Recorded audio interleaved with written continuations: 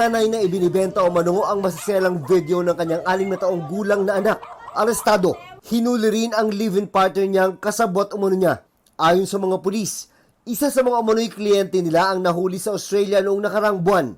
Itinanggi ng sospek ang paratang pero nakitaan ang kanyang cellphone ng ebidensya. Nasa pangangalaga na ng social workers ang bata. Hiling ng Senado na paharapin sa pagdinig bukas si Pastor Apollo Kibuloy at 5 kapwa-akusado pinayagan ng korte sa Pasig. Para yan sa investigasyon ng Senado kaugnay ng kasong human trafficking at child and sexual abuse. June Veneracion nagbabalita para sa GMA Integrated News.